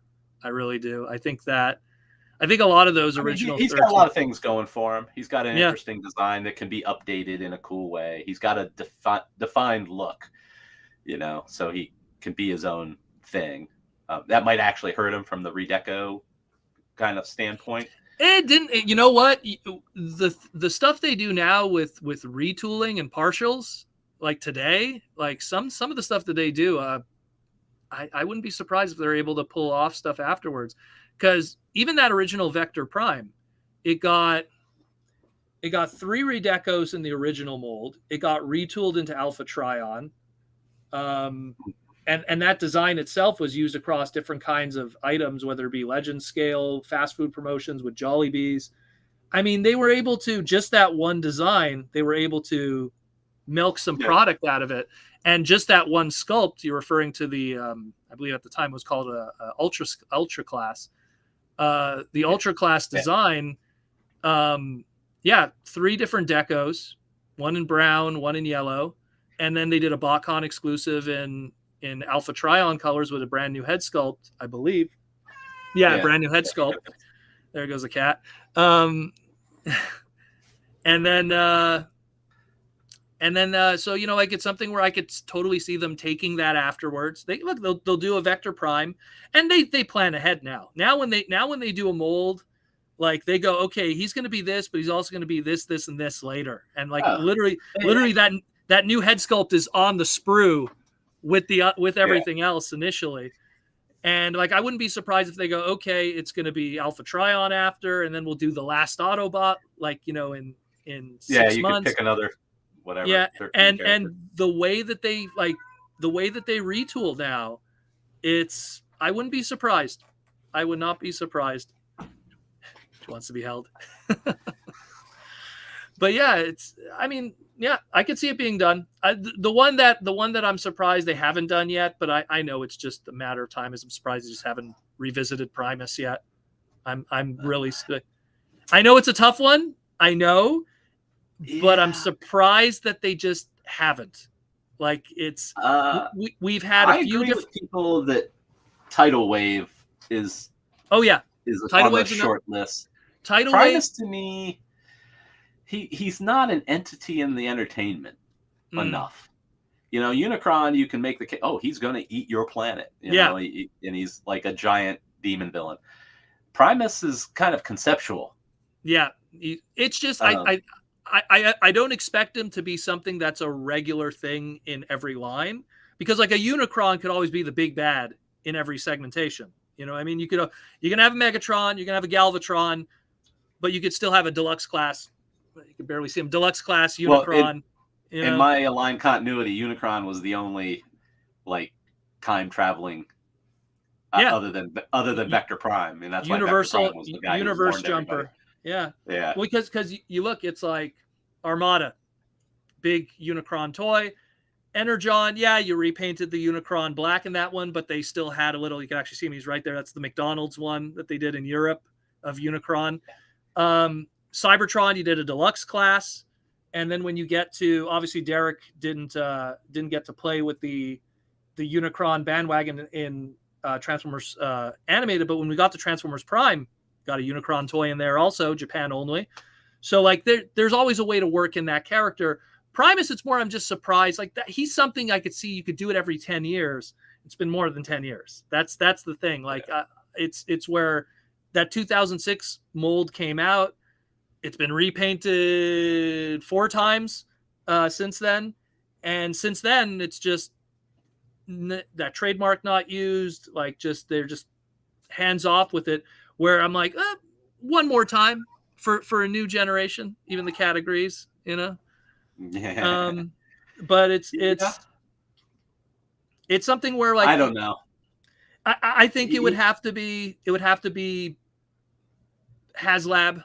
It would have to be something that's really collector oriented, big box item. I think they'd have to create a story scenario in one of these Netflix shows or Yeah, something where you see him Transforming as Planet. you see the robot either at the beginning of its life or whatever, or it does a Beyonder thing and it transmutates into a more Autobot scaled character. Well, that's for a while or something, and it's on a journey to learn about its creations, kind of metaphysical stuff. And that's the way that, like, because you look at it from, you're going to make product, there has to be a storytelling with it. But one thing that we're seeing a lot more now with Transformers, because it's the past 2 years have really been kind of a drought for fictional storytelling. We have the Netflix series, they're 6 episodes and they're short, so literally you have an entire year of 6 episodes. Yeah. We had no movies for going on 3 years now, so we have nothing to pull from there. The comic books are just using old designs, so nothing really new. There's new characters introduced, but I don't want to say that the comic books are There's the ones no that are. there. There's no action. They're not moving. They're not moving the needle. Yeah. The comic books would be like, hey, like here's this character Drift, and we're gonna make a toy 2 years later. But that kind of doesn't happen that much anymore. But then you have, what about BotBots? Okay, that came like 3 years too late. I mean, I like it, but it came 3 years too late, in my opinion. I think that should have hit when that hit retail. And it's crazy because now it's like the show came out and there's no product on the shelves, which is, I don't know, that's a weird scheduling. Again, I'm going to attribute it to the virus more than anything else, and you let that be the excuse, even though it might not be. Probably. But then you look at, and the last thing is, what else is on television?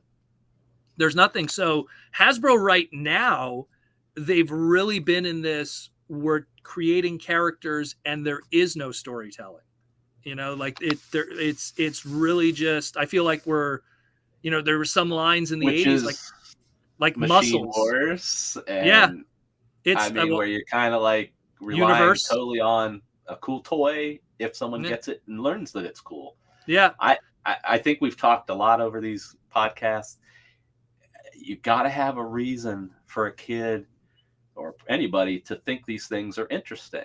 And that's usually derived from some sort of story or character You know, It, that's the hero, or and that's the even badass, or that's the scary demon dude, you know, and that's what attracts different people to different things. If you don't have those elements, well, then you're going up against everybody else's robots, and however they're selling them, maybe they're going to do a better job. And I believe in the storytelling avenue at anytime you can. And how much content is on the box for some of these oh now? god, nothing now.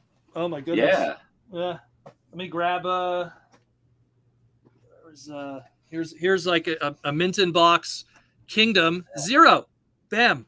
You know, you get boom, and then that's it. Now what they do, is there a stat bar anywhere on that thing? Let me just grab, I don't have the legacy box nearby, but the new thing now, here we go. So the new thing that they do now is you have Marcelo's art, and because now everything is remember back in the day, we got to do Energon trilingual packaging. So now what they do, and it's actually pretty smart, you scan a QR code, and then that QR code goes, oh, you're in this region because of your phone's GPS. We're going to give you a short bio in your language, whatever that language is, which is clever because, I mean, everyone has a phone anyways.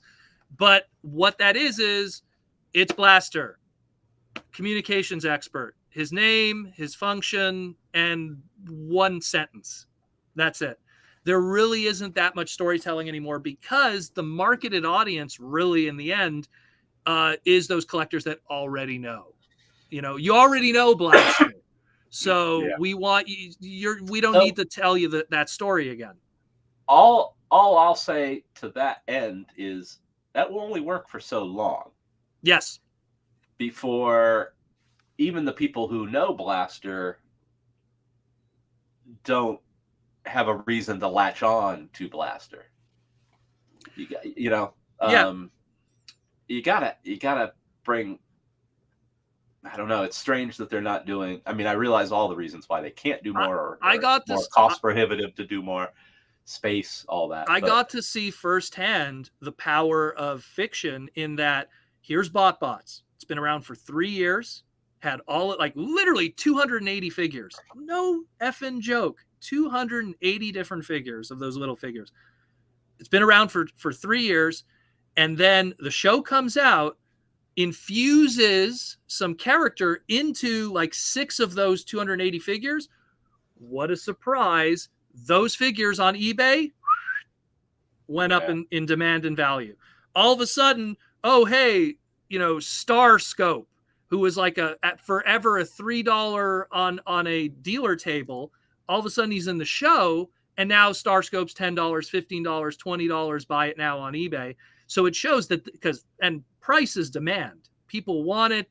There's money to be made. So I use that as an example because now there's these characters that had no fiction for 3 years, and then you gave them this little show on Netflix, and then boom, changed everything. The demand went up. And the sad thing is the demand went up, and none of it's on shelves. Everything is in the secondary market on eBay.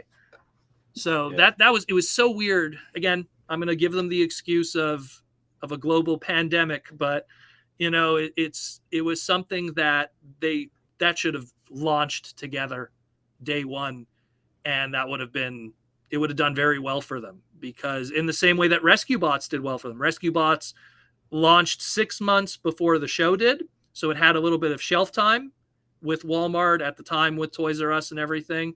And then the show launched. This was when the hub was still a thing, and it worked out for them. Rescue Bots ended up running for good Lord, I want to say 8 years, before they finally called it quits on it, of that whole brand. So, because then all of a sudden people go, oh, Heatwave, I like this character voiced by Steve Blum. Now I want to go buy the toy, so you can't have it stand on its own. I feel like I'm repeating myself, but it's you fine. Can buy a Transformer. You can buy a Transformer because you like the vehicle, you can like the color, you can like the allegiance, you can like the character, or you can like the character's history. There's a lot of, or the just package presentation. A lot of different reasons to do that. But the less story you have, the less meaningful any of that is. You don't know why he's that color, or what kind of attitude might that character have, or and on the long haul, it's a you know, I hope they get back to some sort of more episodic entertainment or something, because it'll be interesting to see, because you can't rely on your fans just knowing who they like, and when they show up, oh, I'm gonna go buy it. I sometimes said feel it in the like Batman. You can't just say there's new Batman figures, go get them. I You gotta sometimes romance feel it, tell a story. I feel like Hasbro looks at the Star Wars brand and they go, we're not putting any new stuff out that has Darth Vader fictionally, but yet we're putting a new Darth Vader toy out all the time, and people keep buying it. So I think that I think they're trying to look at their brand and go, we want to have characters that are so iconic that they don't need to have that supplemental fiction in order to sell. Because, like, okay, yeah, maybe Darth Vader will make a cameo in a movie or a TV series or something, but he's not the focal point. Like this new Kenobi thing, you know what I mean? This new Kenobi, I don't want to talk about it because there might be spoilers for people, but it's something where, you know, they don't need to put Darth Vader in that Kenobi series to move an action figure, you know? And I think that Hasbro looks at Transformers and goes, could we get Bumblebee, Optimus, Jazz, that, you know, like I use the term Legendary 7. Could we get those 7 guys so iconic that they don't need to be in a show? You know, they don't need to be in a brand in order to. I know it's not. It is dangerous. Thought process. It is dangerous. I think you can do it for a period of time. Yeah, exactly. And then where we're at. And then a new generation comes in, and then they can't relate. If some other very compelling, detail-oriented robot play story shows up from another maker. Better example. Better example is the mental space that a kid could, like, oh, they're telling me stories, I'm going to watch this, even though I love robots. The better example of that is, here's Generation 2. We're not going to make a new show. We're just going to put out these previously existing toys and let the fans who saw the old show engage with what we're putting out here, because they should remember. While on, literally in the other office at Bandai of America, they put out this new Power Ranger show, because the show is what moved the needle. People watched the show and went, oh, that's cool. And then, you know, people who loved kaiju, people who loved, you know, whatever made kids engage with it, whatever made kids go, I want to be part of that. And they watched the show, and then they wanted to go out and buy Power Ranger product. Like, Power Ranger product didn't sell on its own. They didn't just look at the robots and the, you know, the guys in costumes and go, I want that. It was the show that moved it. Where at the time, exact same time, G2 didn't have a show that was representing those toys. Literally. You cannot rely on your fans just to keep coming back because they like what you do when you did it the first time. What ends up happening is they end up getting bored and they become fans of another franchise, and then you lose them. How many people who were probably big Transformer fans because of the Michael Bay movies then got bored and became Marvel fans when that Avengers movie came out? Like when that because that's when it really started to pick up. And went, you know what? That's your classic main market fan, right?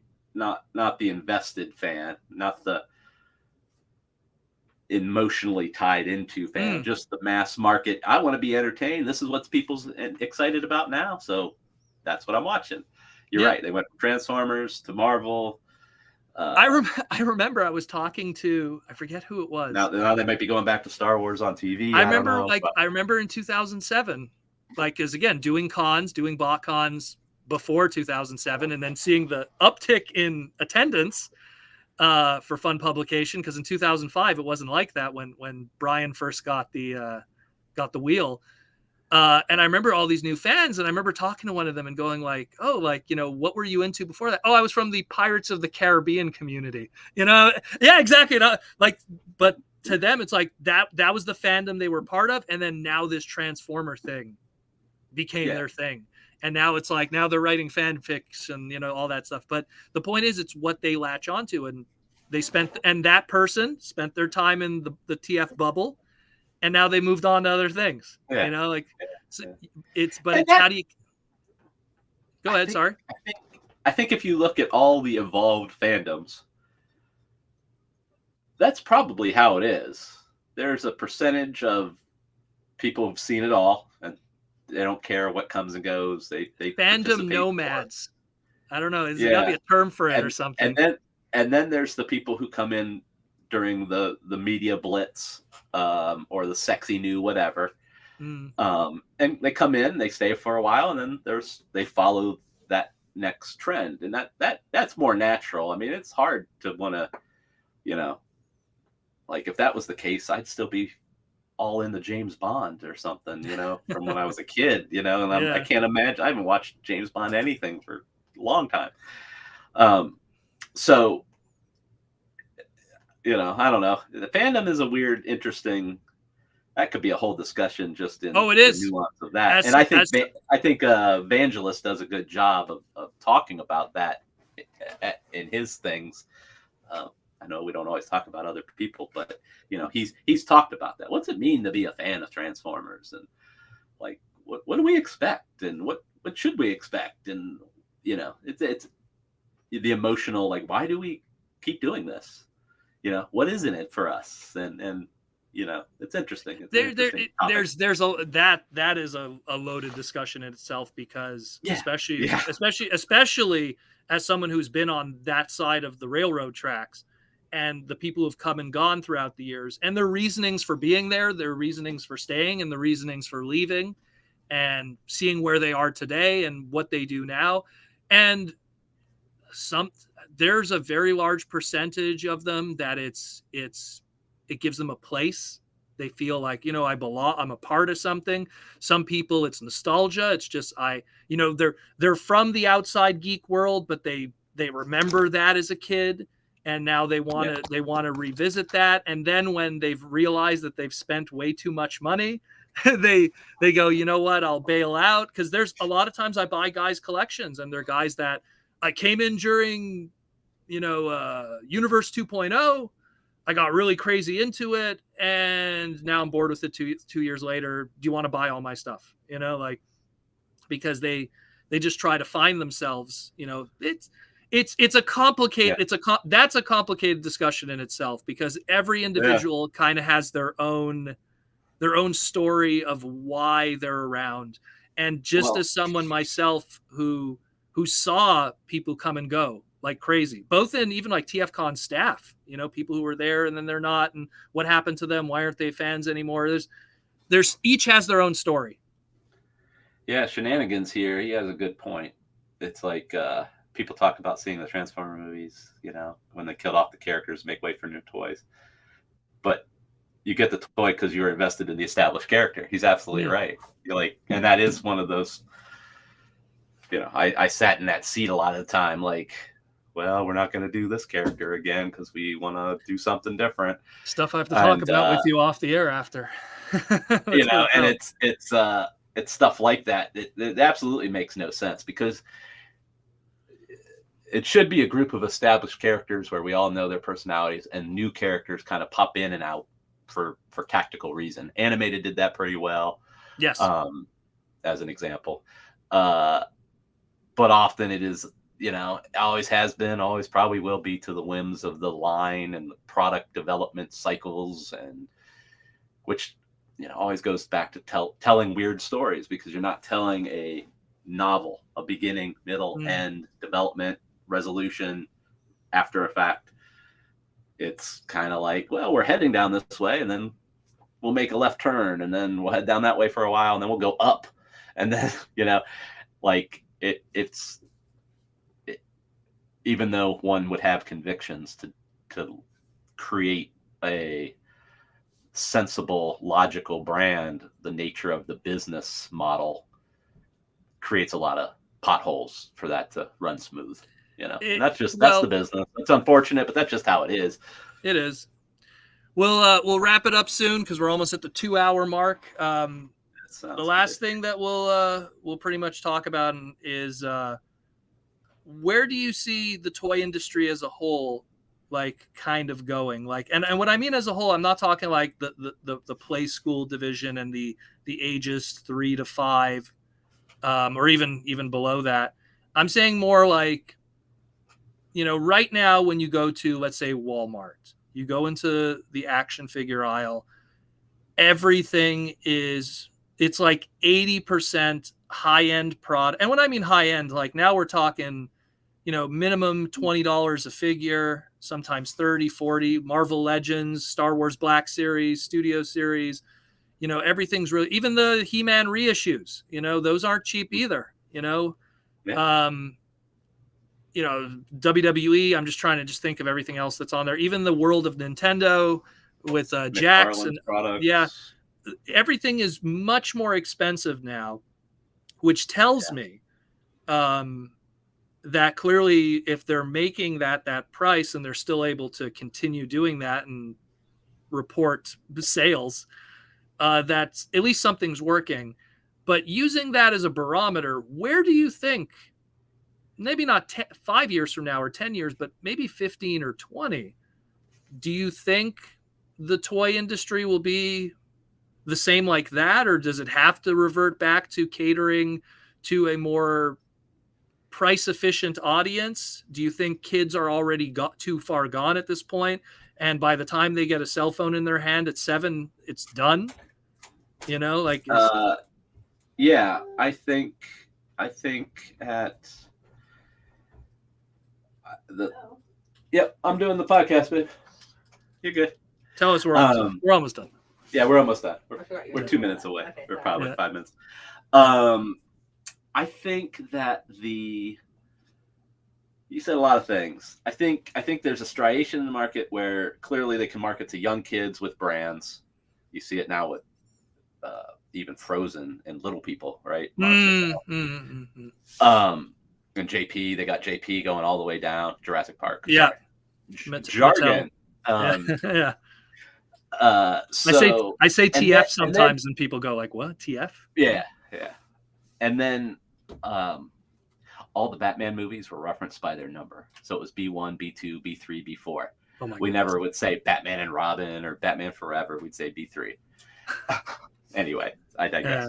Yeah. So, and then you have this obviously high-end $20+ kind of maybe $15+ but usually $20, $25 threshold to start. So clearly there's the people that are spending that money have it because there's not as much middle. They're not making as many 3 3/4 Star Wars figures as an example. They're mostly the bigger ones. And that's why you would think, like, for the argument used to be for years, at the end we're still selling to children, but it doesn't look like that anymore. It's funny, like Reaction, sorry to cut off for a second, Reaction right now is in retail, and those are the 5-point of articulation nostalgia, and they're like $20 for 5 points of articulation, and that's in retail now. They're doing that. They're starting to pop up. The Marvel 5-point of articulation are 12. Yeah, and it's like really? Okay. They don't do anything. They don't even come with gear at all, most of them. But so I think I don't know if there's an answer to the question per se. What I think it's hard. Yeah, it's hard to tell. Take a compelling play pattern and a company that's going to invest in whatever that play pattern is to make something worth kids going back to. Okay. So kids have left in large part, unless they fall in love with some of these stories, then they draft back down into, I'll get that Lego Star Wars because I like Star Wars. They may not be only Lego fans. They're probably Star Wars fans. So I think it'll take something compelling like a Pokemon, a Bakugan, a Beyblade. Yeah. Well, something that you have to do something, be smart at how you do it, compelling value for the money you're investing, so that you can claim I won or I accomplished X. Like a Transformer, I completed the puzzle. Other than that, it's tough. Kids aren't engaged in books. Kids aren't engaged in too many toys. The replica toy thing satiates a lot of the need, So if I am a kid and I do happen to like Batman, I can just get one cool Batman toy that's accurate. I'm done. And you're done. I don't need I don't need the yellow. You don't need laser Batman. And so I do get that too. And it's because there's nothing compelling in those IPs that are going to break anyone out of that right now, you know. And one thing that you mentioned, very literal now too, you know, they're not living in a fantasy world like maybe when I was a kid, creating stories and doing little play with my GI Joes and new ideas. They're following the script of the movies, the shows, what they kind of regurgitate play in a lot of cases, and therefore you don't need to create fake versions of guys. They want to regurgitate the story, make it as authentic as you can. Don't overthink it. And two things to add to that, especially if they do want to act in that environment. Back in the 80s and the 90s, if you wanted to play a more extended version of G.I. Joe or whatever, the video games weren't there yet. You know, it was still 8-bit or 16. You know, maybe the arcade had a little more power because it was the size of a fridge, but at the end of the day, they couldn't. Now it's like if they want to play G.I. Joe and have it be really engaging, they got Call of Duty, they got, you know, VR headsets. Like they could already do that, where before, if you really wanted that hands-on visual and visceral even experience, it was only the toys in a lot of ways. And in my lifetime, let's think about it. Like I was into Batman. What was the most authentic Batman in my childhood? You're talking about action figure? Starts with Mego. I'd go all the way to Sideshow, you know, like kids now so that's where I'm going. Like, okay, my Batman were good enough. Yeah. But if I could have bought a Sideshow Batman, of course. Yeah. I would have never, that stuff would have looked like junk. You would have gotten in 1989, if you could have gotten Sideshow Collectibles Keaton Batman, which literally looks like he walked off the screen and is standing in front of you. Might as well not even shown up, you know, like it's such a different world. Yeah. But so that, I don't know if that's a thought I laid out there, but those are the things that are happening in the market that will make things change or not change. And the second thing that you mentioned was, you mentioned three things that engaged with kids. And there was one thing common to all three, because you're like, oh, you know, a Pokemon comes around, a Beyblade comes around, and a Bakugan comes around. And the one common thing with all three of those were, well, Beyblade, Bakugan's a little bit of a merger with Spin Master's Canadian division, but three Japanese brands. And Japan's really about create new. Like you mentioned, every year's a new Ultraman. Create new, create creativity, engagement of play. Kamen Rider, every year, there's always like, what's the new gimmick? What's the new thing? Is he going to have like bells and whistles? Same thing with Ultraman. Same thing with Power Rangers. There's still a more play pattern there with them. I don't know why, considering that they're also ahead of the game when it comes to cell phone stuff. But yet, I guess their demo still plays with toys. Like their kids still, I don't know, maybe I'm missing some numbers there or something, or some research data. I think when kids play, they tend to be active players. You know, they want to have, they're interacting with family, and then win, you know, Beyblade's about winning, and Bakugan, you know, it's a game. Beat 'em on too. Yeah, they were all game. Even Metabot had a game component within it. Yep. You know, so it's more inbred into their thing. We do it, and it's an afterthought, and it's kind of gets confused messaging. And think of Zevos, you know, was it a build system or a game or you know? So no, you're right. Yeah. All right. So we'll call it quits. I hope we topped out around over 104 people today out of completely out of nowhere, unannounced. We're at 83 and right now. Someone noted that you didn't delay your voice this time, so that's working out. Well, yeah. We'll see.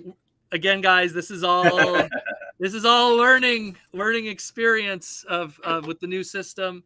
We're gonna have nicer backgrounds and everything in the future, and branding. It's just us testing stuff, and Aaron was happy enough to be part of the guinea pig assortment of stuff that we were trying to do here.